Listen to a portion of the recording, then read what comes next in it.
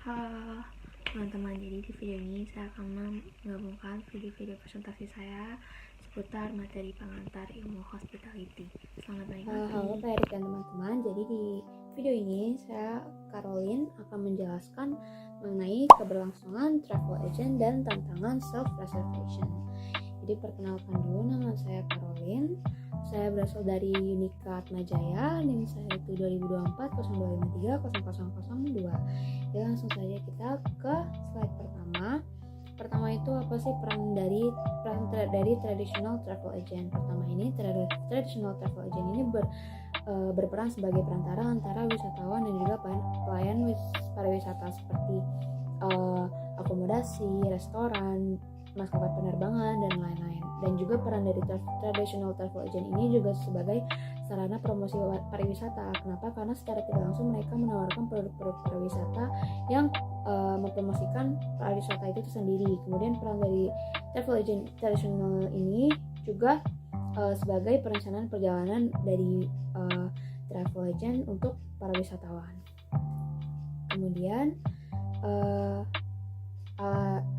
apa itu definisi dan contoh sistem reservasi mandiri atau teknologi self-reservation. Jadi reservasi online ini atau self-reservation ini merupakan pemesanan layanan tanpa perantara. Beda dengan travel agent itu berfungsi sebagai perantara antara wisatawan dengan penyedia layanan pariwisata. Sedangkan dengan reservasi online ini langsung direct antara wisatawan dengan para penyedia layanan. Nah, contohnya itu seperti reservasi online, pemesanan tiket pesawat, pemesanan restoran atau reservasi. Nah, contoh aplikasinya itu dapat berupa Traveloka, Tiket.com, Agoda juga bisa, Airbnb dan lain-lain. Kemudian alasan berkembangnya teknologi self-reservation ini di kalangan konsumen kenapa? Karena pertama itu di era sekarang itu merupakan era yang serba digital dan self-reservation ini sangat berguna dan bermanfaat bagi wisatawan. Kenapa? Karena self-reservation ini sebagian besar itu diterapkan langsung dari aplikasi online dan itu tuh lebih efektif daripada kita menggunakan travel agent dan juga lebih fleksibel bagi para wisatawan.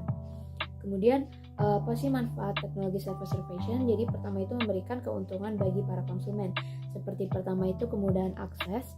Dengan ada self-reservation ini, para wisatawan itu lebih mudah mengakses layanan-layanan yang disediakan oleh industri hospitality. Kemudian fleksibilitas, karena para wisatawan ini dapat dengan fleksibel memilih akomodasi atau restoran atau atraksi yang akan mereka kunjungi lewat self-reservation ini. Jadi mereka tinggal direct membeli misalkan tiket atraksi wisata yang akan mereka kunjungi atau direct langsung memesan atau mereservasi restoran yang akan mereka kunjungi. Kemudian lebih hemat waktu juga karena dengan adanya reservasi online ini kita nggak harus menunggu orang lain untuk ikut. Karena kalau di travel agent kan mereka menjual pack dan dalam pack itu harus misalkan 20 orang atau 25 orang.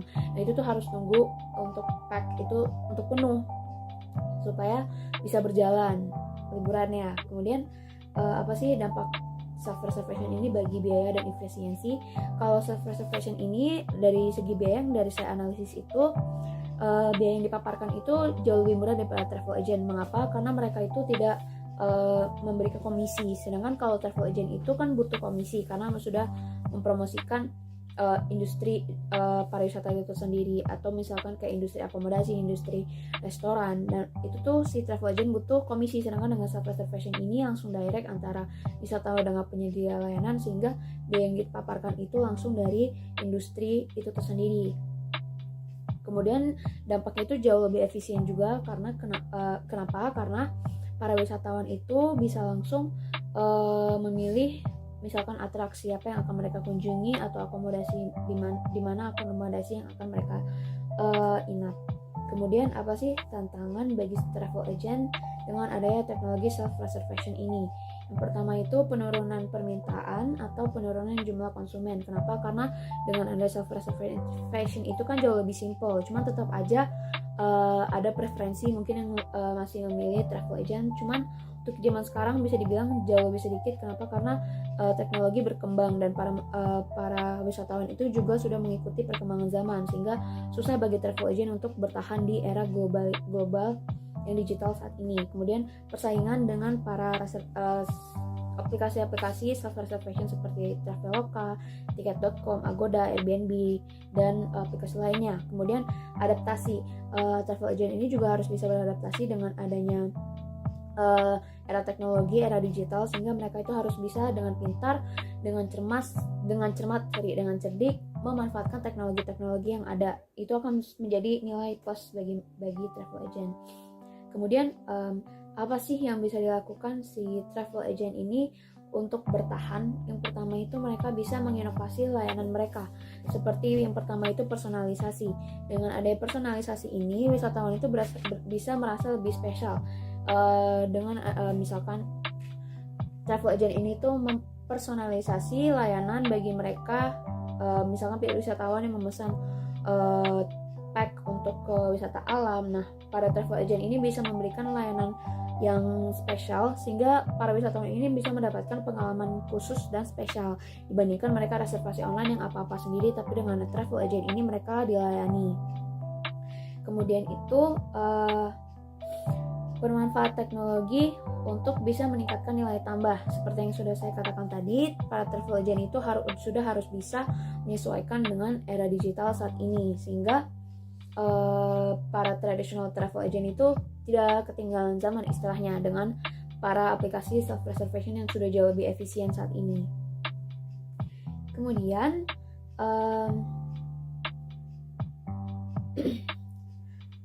kita akan membahas mengenai analisis dampak jangka panjang, yaitu pertama itu saya akan memprediksikan keberlanjutan travel agent di masa depan.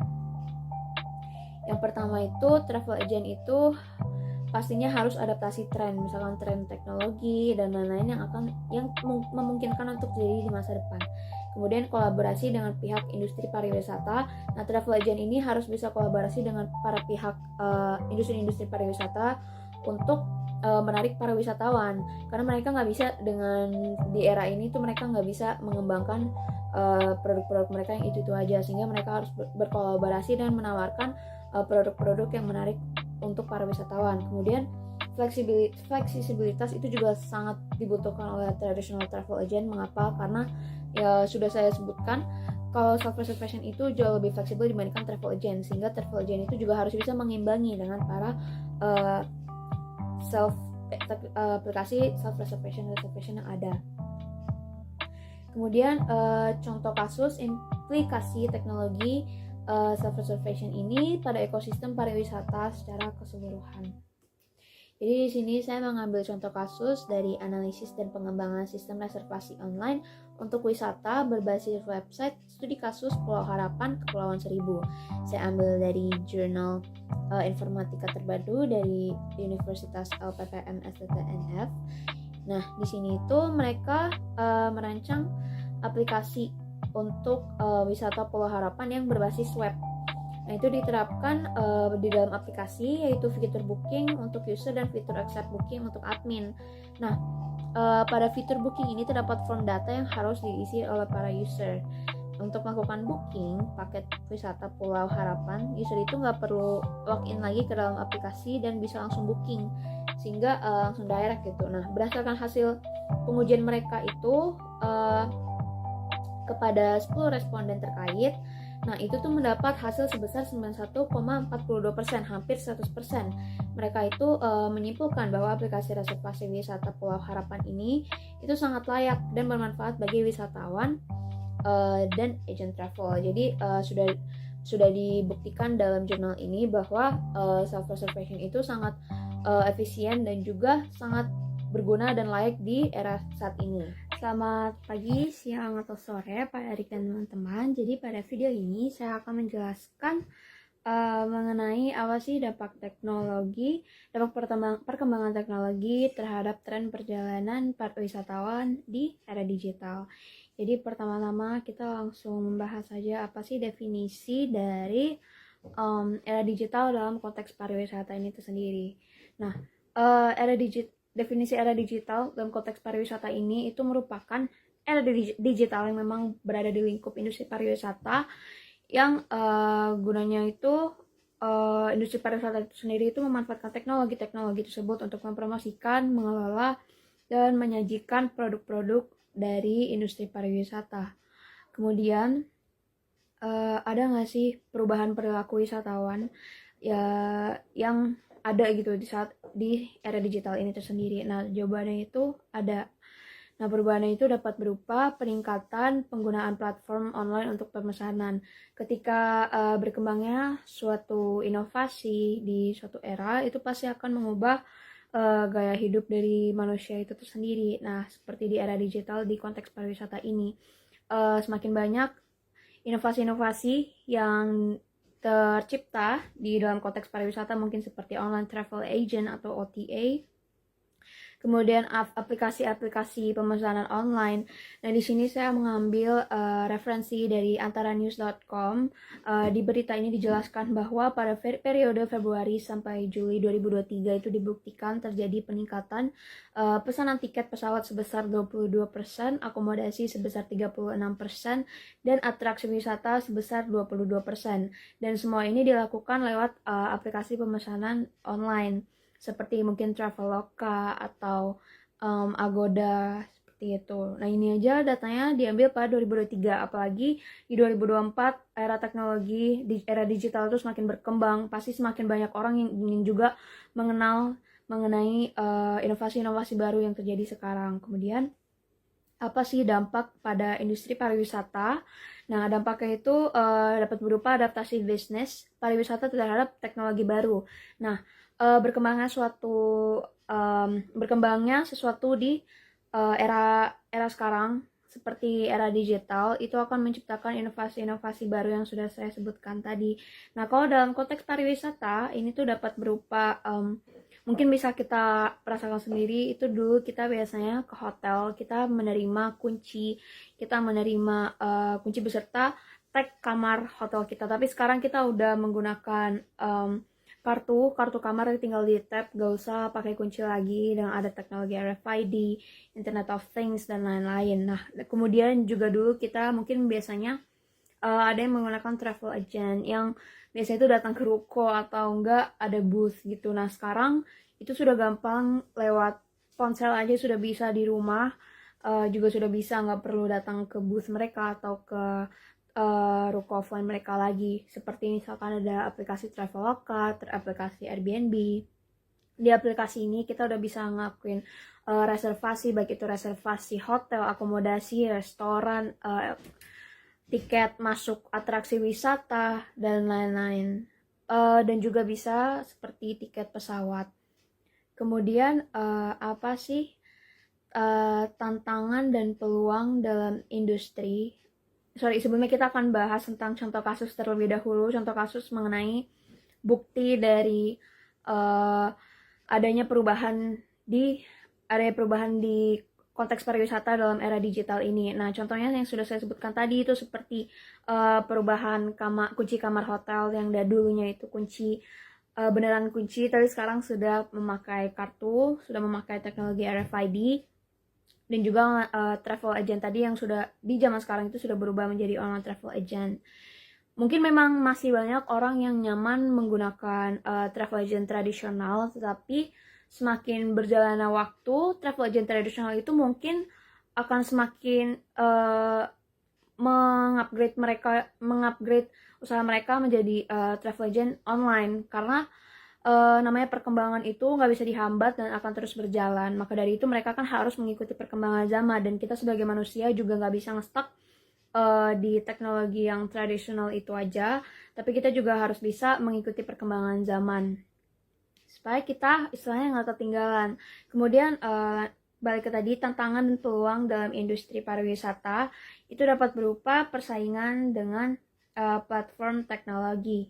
Nah, tantangannya itu pertama itu dapat berupa ketergantungan kepada teknologi. Jadi industri-industri pariwisata ini tuh mereka sudah ketergantungan pada inovasi-inovasi teknologi seperti Traveloka tadi, Airbnb, banyak aplikasi semacam Traveloka. Kalau di luar negeri itu mungkin Expedia, kemudian Agoda juga banyak. Nah, mereka itu dapat bisa jadi ketergantungan di aplikasi-aplikasi tersebut. Kenapa? Karena mereka itu mendapat banyak konsumen dari aplikasi tersebut.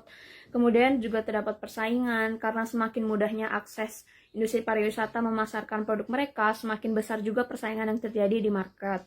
Kemudian adaptasi. Nah, mereka yang mungkin baru adaptasi dari travel agent tradisional ke online travel agent itu pasti akan susah. Pasti banyak hal yang harus mereka pelajari lagi. Nggak mulai dari nol, tapi mereka tuh harus mempelajari banyak hal yang apa sih supaya bisa fit gitu di zaman sekarang. Kemudian ada juga peluangnya. Peluangnya itu dapat berupa personalisasi layanan. Dengan adanya perkembangan teknologi ini, industri pariwisata ini semakin bisa untuk mempersonalisasi layanan mereka kepada para customer. Kenapa? Karena mereka bisa mengambil data, mungkin dari big data, dan itu tuh bisa memberikan kepuasan tersendiri juga kepada customer, karena mereka merasa diperhatikan juga, mereka merasa layanan yang diberikan oleh industri tersebut itu fit dengan apa yang dengan personal kita mungkin. Kemudian inovasi yang terjadi juga membuat industri pariwisata itu mungkin semakin bisa diakses dengan mudah oleh para customer. Seperti itu. Kemudian pemasaran juga sekarang itu yang namanya iklan itu udah bisa di mana-mana, nggak hanya di billboard doang, udah bisa mungkin di iklan YouTube, di iklan TikTok juga ada, di sosial media sehari-hari yang kita buka di handphone itu semua, gak hanya industri pariwisata aja, itu tuh mungkin bisnis yang lain, usaha yang lain itu juga bisa melakukan pemasaran mereka di platform-platform online tersebut.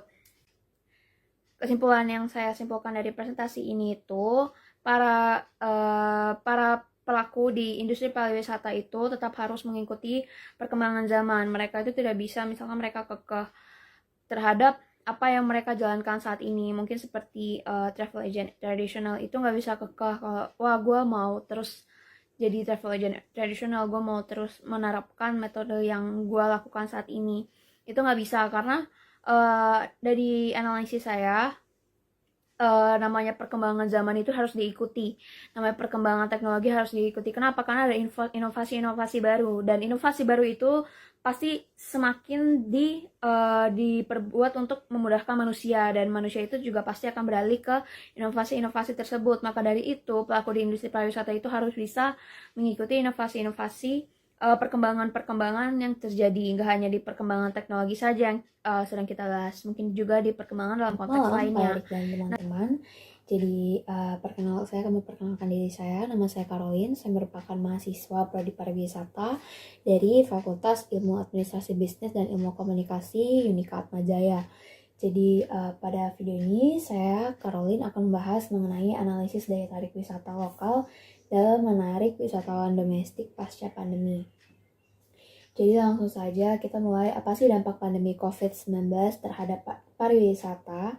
Jadi bisa kita lihat dampak COVID-19 ini tuh gak hanya merubah sektor pariwisata aja, tapi kita udah bisa melihat bahwa di pandemi COVID semuanya itu berubah, ada yang jadi lebih maju, dan semuanya itu bahkan mengubah cara hidup kita sebagai manusia. Yang pertama, kalau bagi industri pariwisata, dampaknya itu menghambat kegiatan pariwisata karena adanya peraturan seperti PSBB, kemudian peraturan seperti area wajib masker, area yang dilarang untuk adanya kerumunan. Nah, itu tuh menghambat adanya kegiatan pariwisata, sehingga kegiatan di industri pariwisata ini tidak bisa berjalan seperti biasanya, dan itu akan mempengaruhi terhadap kemajuan ekonomi.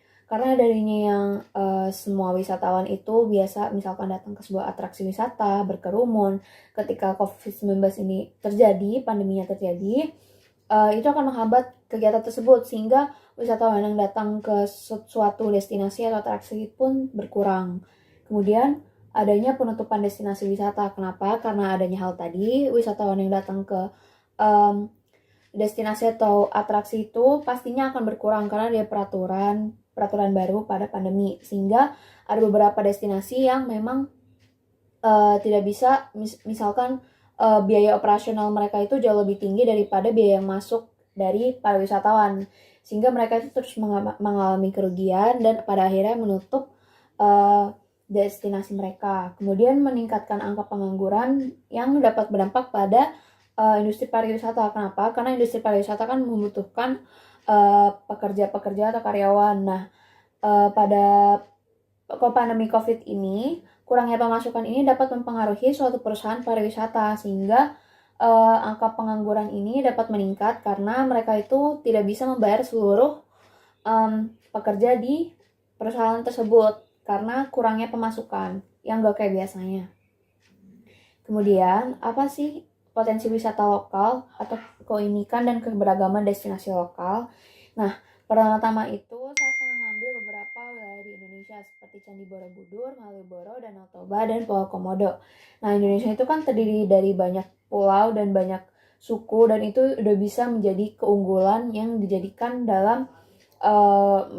value dalam ke sektor pariwisata di Indonesia. Nah, pertama itu saya akan membahas mengenai Candi Borobudur.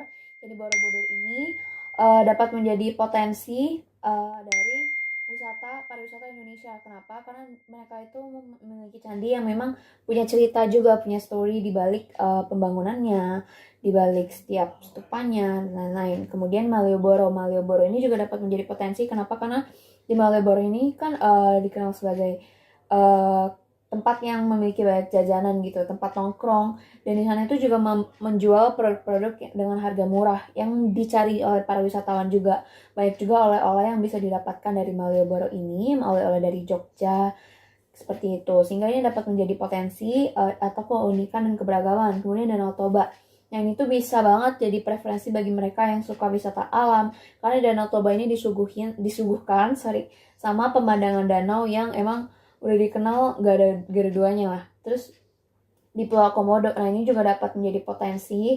Kenapa? Karena Komodo itu kan gak bisa ditemukan di seluruh pulau atau gak bisa ditemukan sembarangan lah intinya. Nah, di Pulau Komodo Indonesia ini bisa dijadikan potensi wisata lokal di Indonesia karena dia itu punya value tersendiri. Kemudian apa sih perilaku wisatawan domestik selama pandemi?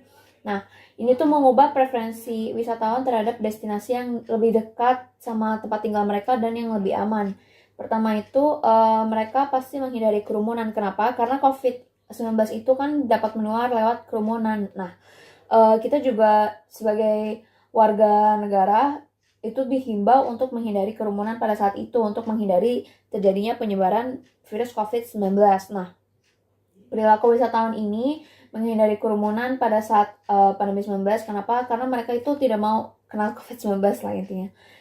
Tentunya. Nah, maka dari itu wisatawan-wisatawan itu pasti berkurang yang datang ke suatu destinasi. Nah, itu dapat berpengaruh kepada industri. Kemudian memprioritaskan destinasi mengutamakan protokol kesehatan. Kenapa? Karena pada saat itu kan pada COVID-19 itu tuh pada pandemi COVID-19 kita memperhatikan banget kebersihan. Nah, itu tuh sangat penting bagi kita pada saat itu karena itu sebagai salah satu upaya untuk menghindari terjadinya penyebaran. Kemudian penundaan perjalanan. Nah, mereka yang parno dan gak mau kena itu bisa aja gak kemana-mana juga. Mereka itu bisa menunda perjalanan di saat pandemi itu sudah reda. Nah, kemudian kita ke contoh kasus bagaimana sih dampaknya di pandemi ini bagi industri pariwisata. Nah, ini saya ambil dari kompas.id. Nah, ini tuh berita mengenai tertundanya perjalanan wisata. Nah, turis asing Eropa itu mulai kunjungi Indonesia saat setelah pandemi. Nah, ini dituliskan bahwa sekitar 20% wisatawan asing yang datang ke Indonesia saat ini adalah wisatawan yang menunda kunjungan karena pandemi. Kebanyakan ini berasal dari negara-negara Eropa. Jadi dibuktikan itu bahwa ada juga yang menunda perjalanan karena adanya pandemi COVID-19 pada saat itu. Nah, itu berpengaruh bagi industri pariwisata saat itu. Tapi karena sekarang pandemi itu udah reda, jadi semua itu sudah kembali seperti biasa. Kegiatan pariwisata juga sudah mulai maju lagi, sudah mulai berjalan lagi. Jadi intinya industri pariwisata itu sudah kembali lagi ke jalannya gitu. Nggak memperhatikan hal-hal yang memang diperhatikan banget saat pandemi 19 dulu. Oke, kemudian kita akan membahas mengenai strategi peningkatan daya tarik. Nah, pertama itu dapat diterapkan melalui pemanfaatan teknologi. Nah, pada pandemi COVID-19 itu kan teknologi itu berkembang pesat banget gitu, jadi kenal namanya Misalkan ada teknologi Zoom, ada teknologi ini. Karena kita dipaksa untuk mengenal kepada teknologi tersebut. Karena kita nggak ada choice lain selain menggunakan teknologi. Nah, pada pandemi COVID-19 itu, para industri pariwisata itu bisa memanfaatkan teknologi sebagai sarana pemasaran mereka, atau enggak sebagai sarana bahwa, kalian kesini tuh aman, kita udah menerapkan semua peraturan yang memang harus diterapkan gitu. Kemudian penetapan protokol kesehatan itu juga bisa dilakukan sebagai strategi. Kenapa? Karena pada pandemi COVID-19 itu para wisatawan itu mengutamakan protokol-protokol kesehatan untuk menghindari terjadinya penyebaran. Nah, itu dapat menjadi strategi dari industri pariwisata untuk diterapkan pada pandemi COVID-19 saat itu. Kemudian kesimpulannya pada presentasi kali ini itu, pandemi COVID itu terhadap pariwisata memang membawa dampak besar. Meskipun begitu, itu dapat dijadikan sebagai pelajaran dan gambaran bagi industri pariwisata untuk mengambil langkah yang tepat ketika amit-amit terjadi kejadian seperti ini lagi, atau mereka sudah sigap. Dan selamat pagi atau siang atau sore atau malam Pak Erik dan juga teman-teman. Jadi perkenalkan dahulu, nama saya Caroline. Saya merupakan mahasiswa Prodi Pariwisata dari Universitas Katolik Indonesia Atmajaya. Jadi pada video ini saya akan membahas mengenai peran hospitality dalam membangun pengalaman wisatawan yang berkesan. Nah, langsung saja kita ke pendahuluan. Jadi kita akan membahas tentang apa sih dari hospitality industry itu, apa definisi dari hospitality industry. Nah, hospitality industry ini merupakan suatu sektor yang berfokus kepada pelayanan dan pengalaman pelanggan atau experience. Nah, kata hospitality ini sendiri itu juga berasal dari bahasa Latin, yaitu hospes, yang berarti tamu atau pengunjung. Nah, ini tuh mengarah kepada pelayanan kepada tamu. Jadi hospitality ini merupakan seperti ilmu mengenai cara bersikap kepada tamu tentang pelayanan dan untuk membuat pengalaman pelanggan itu menjadi baik gitu. Nah, kemudian kita akan membahas apa aja ruang lingkup dari industri hospitality. Dari ruang lingkup industri hospitality ini sendiri itu termasuk luas, dapat seperti akomodasi, seperti tempat penginapan, resort, motel, kemudian F&B atau food and beverage, terus travel and tourism, destinasi wisata, event, transportation, spa and wellness. Nah, kemudian apa sih komponen utama dari hospitality ini tersendiri? Jadi komponen utama hospitality ini pertama layanan. Layanan ini merupakan layanan yang diberikan dari industri hospitality kepada para wisatawan atau pelanggan. Nah, layanan ini tuh sangat penting dalam konteks industri hospitality ini. Kenapa? Karena layanan ini merupakan salah satu yang dapat mempengaruhi pertama keputusan pelanggan, kedua reputasi mungkin dari suatu destinasi atau atraksi, atau mungkin suatu akomodasi. Nah, ini semua tuh dipengaruhi sama si layanan ini. Karena kalau misalkan layanannya buruk, mungkin reputasinya juga akan menjadi buruk gitu. Kemudian fasilitas. Nah, fasilitas ini merupakan komponen penting juga. Kenapa? Karena fasilitas dapat memberikan kesan baik dan juga balik lagi ke tadi pelayanan yang baik dari industri kepada para wisatawan. Kemudian teknologi ini juga memberikan kemudahan bagi para wisatawan, misalkan untuk mengakses suatu informasi destinasi, informasi suatu akomodasi, dan lain-lain. Nah, ketiga komponen ini semuanya itu memberikan kemudahan bagi wisatawan, sehingga wisatawan itu dapat merasakan pengalaman yang berkesan. Kemudian, apa sih dampak pada pengalaman wisatawan? Dampak pada pengalaman wisatawan itu tadi, jadi kayak dari layanan yang baik itu pasti akan memberikan kesan yang baik, dan juga para wisatawan ini memiliki pengalaman tersendiri, istilahnya kayak pengalaman yang personal. Apalagi kalau layanan ini dipersonalisasi, pasti pelanggan itu akan merasa spesial seperti itu. Kemudian apabila fasilitas mungkin suatu destinasi atau akomodasi atau suatu atraksi itu lengkap, itu pasti juga akan memberikan pengalaman yang berkesan bagi pelanggan. Misalkan pelanggan ini merupakan wisatawan keluarga. Nah, wisatawan keluarga ini mungkin butuhnya itu kan tempat bermain untuk anaknya. Nah, fasilitas yang disediakan, misalkan fasilitas di hotel, ada tempat bermain anak. Nah, kebutuhan dari wisatawan keluarga itu otomatis akan terpenuhi dan akan dapat mendorong kembali kepada wisatawan keluarga itu untuk datang kembali ke suatu hotel tersebut, seperti itu. Kemudian kalau misalkan layanan teknologi yang diberikan juga lengkap, apalagi di zaman sekarang kita tuh semuanya udah pakai teknologi, semuanya udah maju. Apabila misalkan kita mau bayar nih nggak ada QRIS, itu pun kita aja udah kesusahan. Nah, dengan adanya kelengkapan teknologi ini, itu dapat memberikan pengalaman baik juga, kembali ke pengalaman baik lagi. Nah, semua ini dapat memberikan kesan yang baik untuk suatu industri hospitality seperti itu. Kemudian ada contoh kasus mengenai dampak pada pengalaman wisatawan. Di sini saya ambil dari review dari salah satu aplikasi OTA.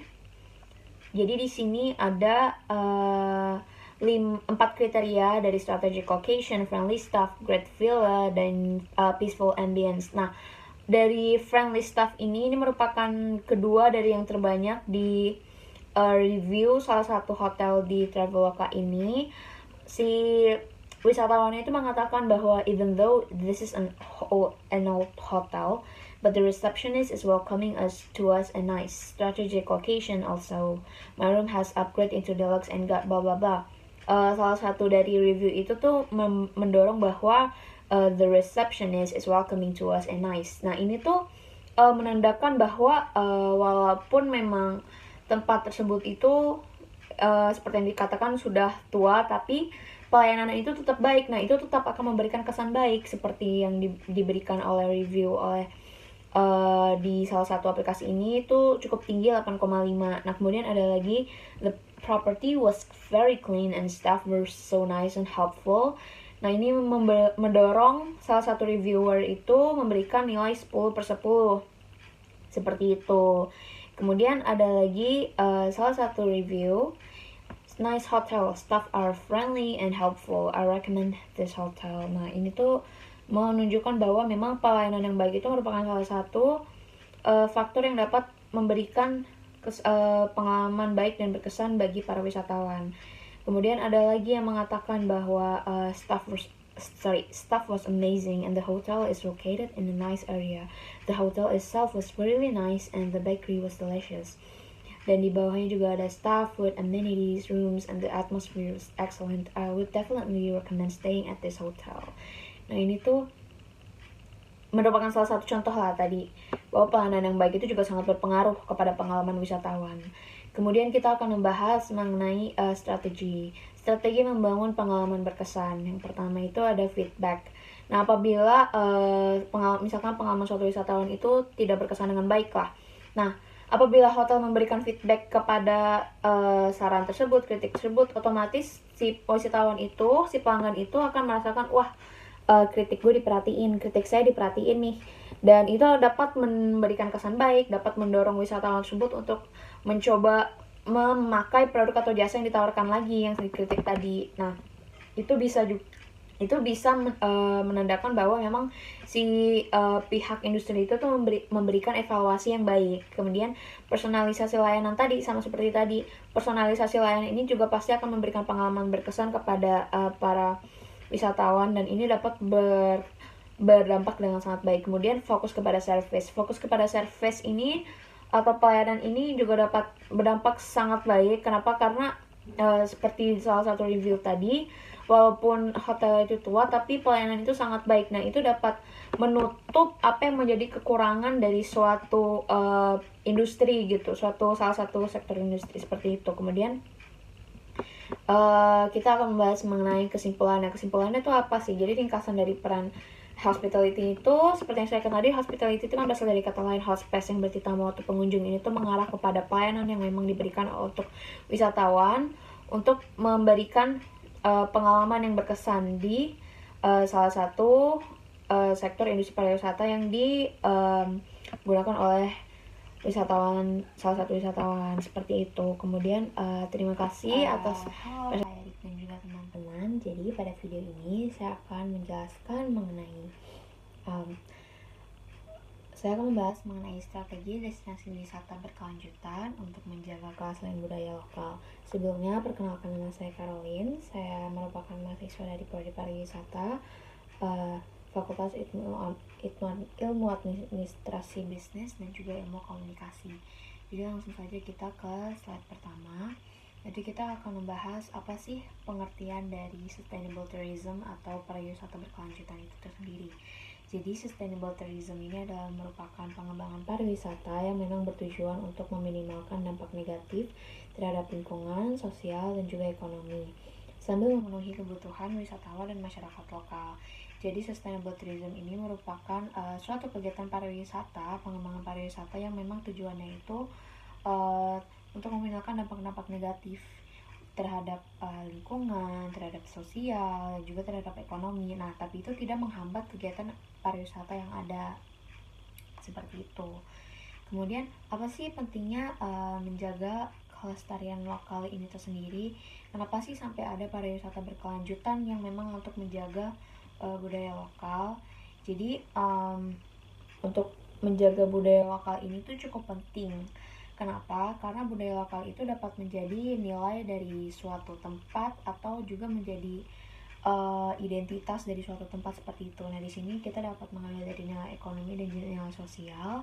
Jadi budaya lokal itu bisa menjadi value kalau dipandang dari secara ekonomi, itu bisa menjadi value dari mungkin suatu destinasi, suatu wisata, atau juga dapat menjadi pengembangan sektor yang kreatif seperti itu. Kemudian nilai sosial itu kalau kita pandang menggunakan nilai-nilai sosial, cara pandang orang sosial gitu, itu tuh bisa dipandang sebagai kita tuh memang walaupun menjalankan pariwisata yang memang berpotensi berdampak buruk, tapi kita juga bisa membuktikan bahwa kita tuh dapat mempertahankan budaya lokal, dan budaya lokal itu sendiri kan juga menjadi nilai dan identitas dari suatu daerah.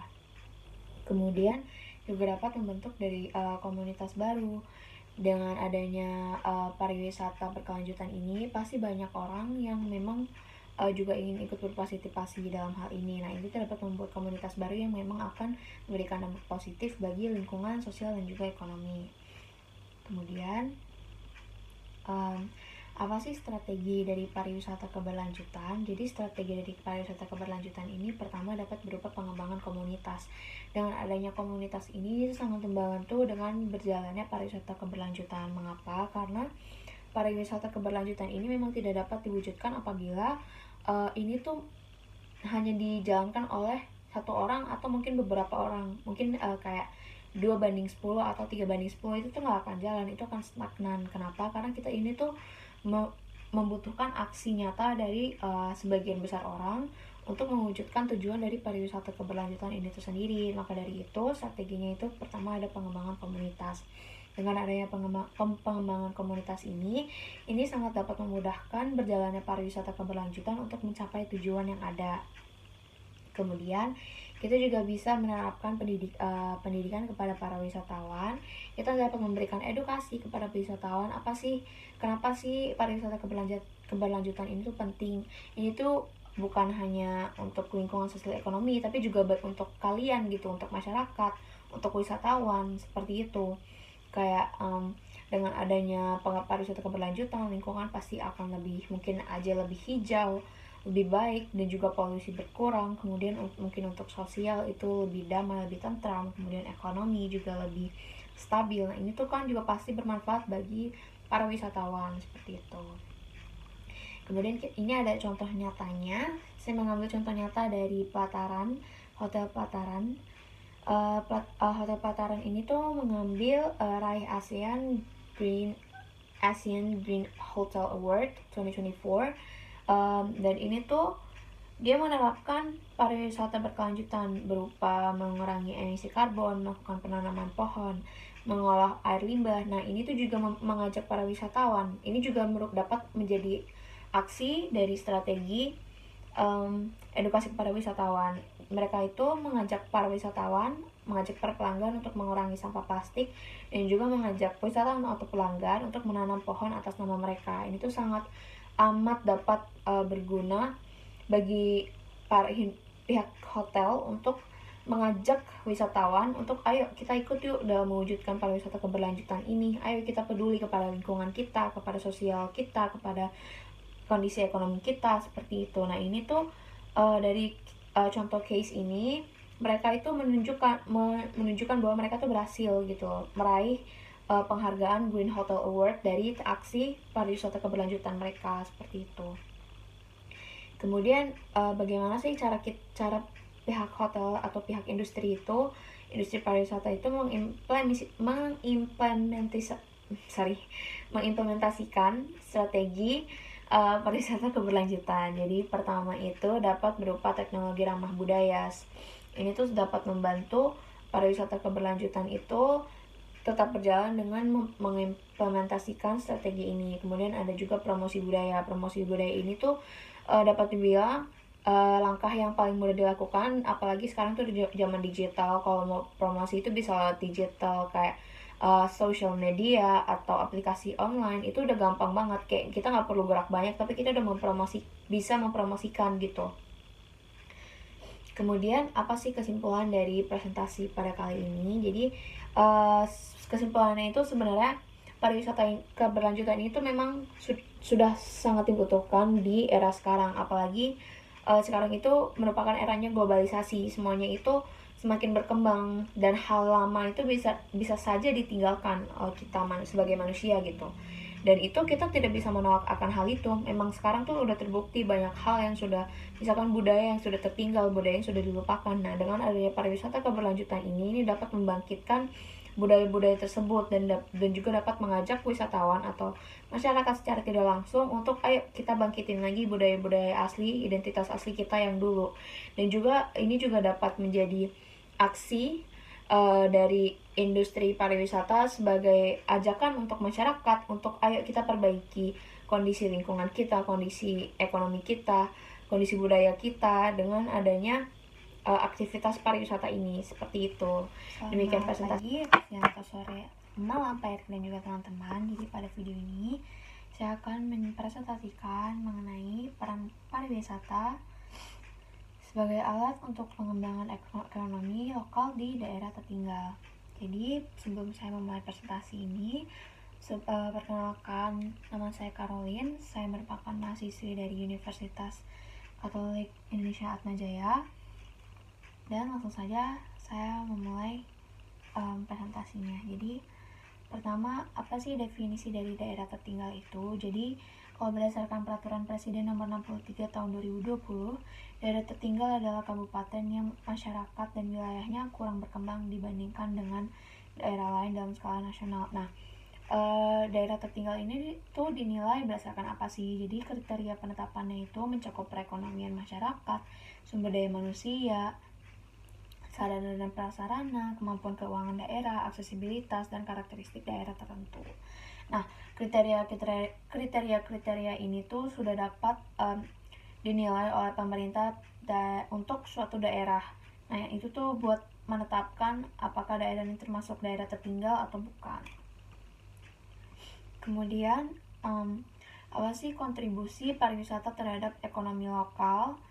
Nah, pertama itu pariwisata itu dapat memberikan lapangan pekerjaan. Nah, ini tuh pasti sangat bermanfaat di daerah tertinggal. Mengapa? Karena daerah tertinggal itu pastinya membutuhkan perkembangan ekonomi dan juga kriteria-kriteria lain yang dibutuhkan itu dapat dibantu oleh pariwisata ini. Nah, pariwisata ini dapat memberikan lapangan pekerjaan, misalkan di industri restoran bisa menjadi pelayan, kasir, chef, atau di industri perhotelan itu bisa jadi front office dan lain-lain. Kemudian pariwisata itu juga dapat mendukung pendapatan lokal lewat UMKM atau penyediaan lapangan pekerjaan, seperti itu. Kemudian apa sih tantangan pengembangan pariwisata? Nah, pengembangan pariwisatanya ini tuh pastinya banyak banget tantangannya. Pertama itu ada keterbatasan aksesibilitas, terutama kalau di daerah tertinggal itu kan aksesibilitasnya tuh pasti sangat susah. Nah, itu tuh menjadi tantangan terbesar untuk pariwisata untuk masuk untuk menciptakan sektor pariwisata di dalam daerah tertinggal tersebut. Nah ini tuh sangat sayang sekali. Kenapa? Karena industri pariwisata ini kan memang ingin mengembangkan daerah tersebut, tapi daerah tertinggal tersebut aja aksesibilitasnya itu sangat susah bagi para sektor-sektor seperti sektor pariwisata untuk masuk gitu. Kemudian keterbatasan sumber daya manusia. Daerah tertinggal ini kan tentunya dari aspek pendidikan pun kurang. Nah, untuk mencari sumber daya manusia yang berkualitas juga pasti akan susah. Mengapa? Karena sumber daya manusia yang berkualitas itu membutuhkan pendidikan agar dapat menciptakan sumber daya manusia yang dapat dimanfaatkan untuk industri pariwisata ini tersendiri. Kemudian ada contoh kasus dari akibat adanya keterbatasan dari daerah tertinggal. Nah, pertama ini contoh kasusnya itu merupakan RLS atau Rata Nama Sekolah Papua dan Indonesia berdasarkan gender tahun 2010 sampai 2018. Nah, data ini diambil dari bps.go.id. Nah, dari RLS ini tuh dapat menyebabkan keterbatasan sumber daya manusia yang berkualitas untuk industri agar dapat memenuhi lapangan pekerjaan yang dibutuhkan. Nah, ini tentunya sangat menghambat adanya perkembangan pariwisata dan juga menghambat pertumbuhan ekonomi di suatu daerah, terutama di daerah yang tertinggal.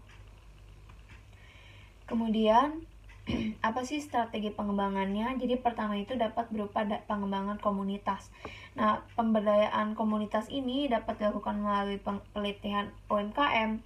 Pelatihan UMKM ini dapat mempersiapkan UMKM untuk sigap di semua situasi, untuk bisa mengikuti langkah-langkah yang memang sudah terstruktur gitu istilahnya. Kemudian bisa berupa komunitas pemberdayaan petani, komunitas peduli lingkungan, komunitas pemberdayaan perempuan, dan juga sanggar tari.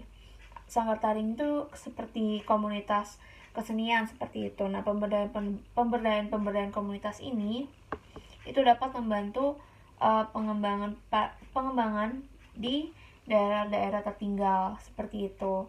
Ini tuh dapat memberikan ilmu, kemudian ini tuh dapat memberikan ilmu kepada masyarakat di daerah-daerah tertinggal tersebut dan juga dapat memberdayakan mereka seperti itu.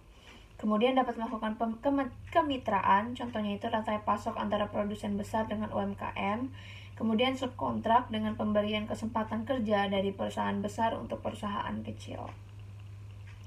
Kemudian kesimpulan dari presentasi ini adalah adanya pariwisata di daerah tertinggal ini tuh pastinya akan memberikan dampak positif dalam jangka panjang. Mengapa? Karena pariwisata ini kan pertama-tama dia juga memberikan kontribusi, memberikan kemudahan untuk daerah tertinggal itu untuk terus berkembang, baik dari aspek ekonomi, pendidikan, sumber daya manusia, dan lain-lain. Dan ini tuh sangat amat membantu daerah tertinggal untuk maju terus seperti itu. Jadi intinya peran pariwisata ini dapat menjadi alat untuk pengembangan ekonomi lokal di daerah tertinggal, baik itu lewat membantu UMKM atau menyediakan lapangan pekerjaan seperti itu. Demikian presentasi saya. Mohon maaf apabila ada kesalahan kata dan terima kasih. Halo Pak Erik dan teman-teman. Jadi pada video ini saya akan membahas mengenai inovasi dalam pariwisata berkelanjutan untuk mengurangi dampak lingkungan. Sebelumnya perkenalkan, nama saya Caroline. Saya merupakan mahasiswi dari Universitas Atmajaya. Saya merupakan mahasiswi dari Prodi Pariwisata. Nah, langsung saja kita mulai ke presentasinya. Pertama-tama, apa sih definisi pariwisata keberlanjutan dan pentingnya mengurangi dampak lingkungan? Nah, jadi pariwisata keberlanjutan itu merupakan pendekatan dalam pengembangan pariwisata yang bertujuan untuk menciptakan keseimbangan antara kebutuhan wisatawan, industri pariwisata, lingkungan, dan juga masyarakat lokal.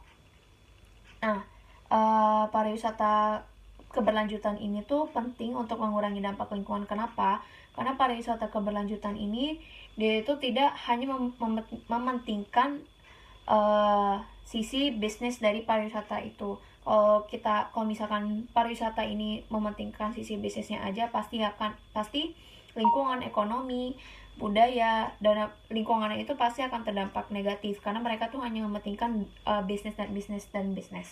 Nah, pariwisata keberlanjutan ini sangat penting untuk mengurangi dampak lingkungan karena dengan adanya inovasi pariwisata keberlanjutan ini dampak lingkungan itu pasti akan terkurangi, karena pastinya dari industri pariwisata itu udah memikirkan gimana sih caranya untuk mengurangi dampak lingkungan, untuk mengurangi kerusakan lingkungan seperti itu. Nah, mereka itu dapat melakukan itu dengan cara menggunakan energi terbarukan, seperti PLTA, seperti itu. Kemudian ada apa sih inovasi teknologi dalam pariwisata keberlanjutan?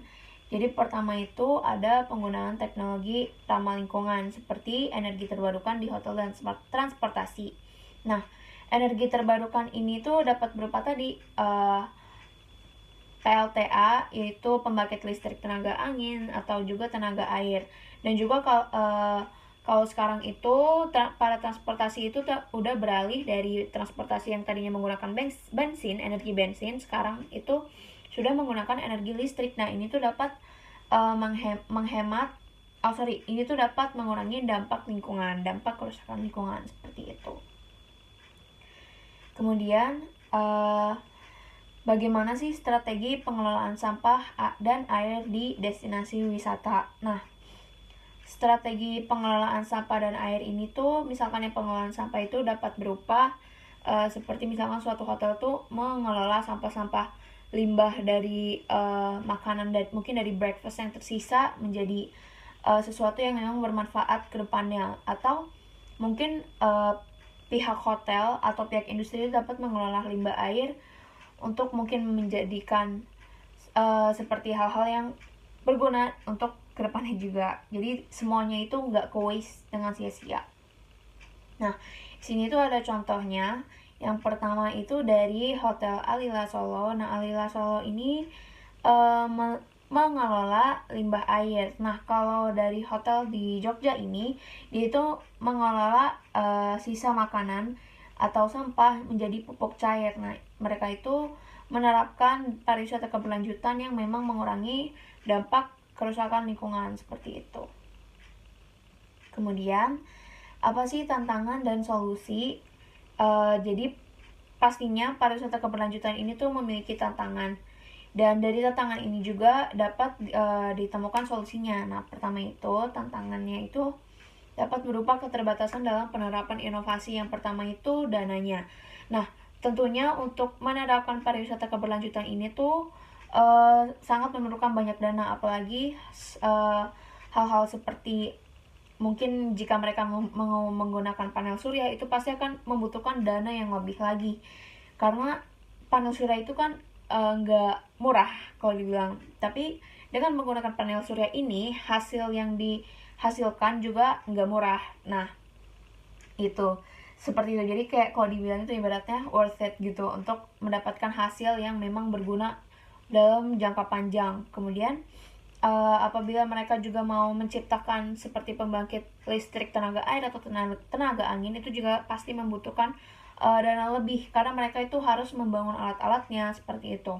Nah, kemudian dari community-nya ini sendiri. Nah, untuk mencari komunitas yang membangun, yang mendukung adanya pariwisata keberlanjutan ini juga susah. Maka dari itu, dari pihak industri pariwisata itu harus bisa mengajak masyarakat untuk ayo kita terlibat dalam menerapkan pariwisata keberlanjutan ini. Kemudian kesimpulan dari presentasi kali ini itu, jadi pariwisata keberlanjutan ini dapat memberikan dampak jangka panjang bagi lingkungan dan juga pariwisata. Nah, pariwisata keberlanjutan ini tuh dapat mencegah hal-hal buruk yang disebabkan dari kerusakan lingkungan ini sendiri. Maka dari itu, pariwisata keberlanjutan ini dapat memberikan dampak yang positif dalam jangka panjang. Ini juga dapat menjadi salah satu upaya untuk menjaga lingkungan di bumi ini kita sendiri. Nah, kemudian pariwisata keberlanjutan ini juga dapat memberikan reputasi yang sangat baik bagi industri pariwisata, bagi nama industri pariwisata. Mengapa? Karena pastinya pariwisata keberlanjutan ini tuh merupakan hal-hal yang sangat positif, karena dia itu menjaga banyak hal gitu, dari lingkungan, ekonomi, sosial, budaya, seperti itu. Demikian presentasi saya. Mohon maaf apabila ada kesalahan kata, dan terima kasih.